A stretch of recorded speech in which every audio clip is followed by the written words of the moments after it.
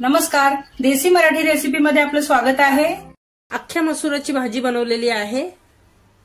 चला तर मग पटकन आपण रेसिपीला सुरुवात करूया आणि बघूया ही भाजी मी कशी बनवली ती। तर अख्खा मसुराची आमटी बनवण्यासाठी मी इथे अख्खा मसूर धुवून घेतला आहे। 3 ते 4 पाण्याने व्यवस्थित धुवून घेतलेला आहे। आता आपण पुढची प्रोसेस करूया। 2 चमचे इतकं मी तेल घातलेलं आहे। जिरं घालते, तेजपत्त्याची पानं घालते, दालचिनीचे तुकडे आहेत हे घालते, कढीपत्त्याची पानं आहेत ती घालते, कांदा घालते। 1 कांदा आहे छान बारीक चिरून घेतलेला।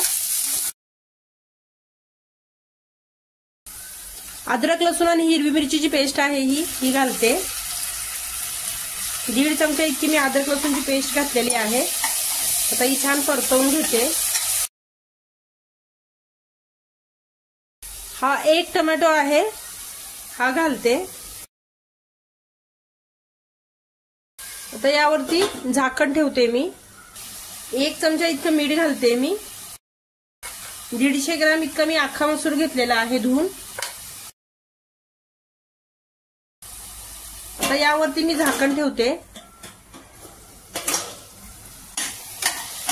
2 मिनिटं झालेली आहे झाकण ठेवून। छान टोमॅटो मॅश झालेले आहे, तेलही सुटलेलं आहे बाजूला।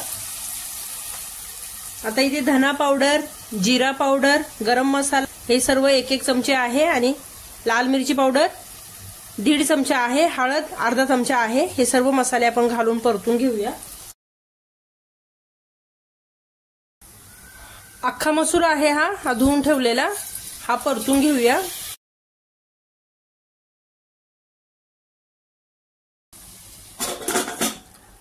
पुन्हा 2 मिनिटं मी झाकण ठेवून परतणार आहे। तर इथे 1-2 मिनिटं झालेले आहेत। मसूर छान मसाल्यासोबत मी परतून घेतलेला आहे। बारीक चिरलेली कोथिंबीर घालूया। आता यामध्ये मी हे पाणी गरम करून घेतलेलं आहे, हे पाणी घालते। मी इथे 1.5 ग्लास इतकं पाणी घालते, तर आपल्या आवडीप्रमाणे आहे। गरम पाणी टाकल्यामुळे लगेचच उकळी आलेली आहे। आता आपण कुकरचं झाकण बंद करून 2 शिट्ट्या घेऊया मीडियम फ्लेमवर।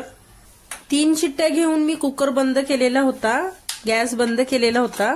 आपण बघूया मसूराची डाळ शिजली आहे का ती। शिजलेला आहे मसूर। तर इथे माझी अख्खा मसूरची आमटी तयार आहे। तुम्हाला जर का माझी ही रेसिपी आवडली असेल तर लाईक करा, शेअर करा, सबस्क्राईब करा। रेसिपी पूर्ण बघितल्याबद्दल धन्यवाद।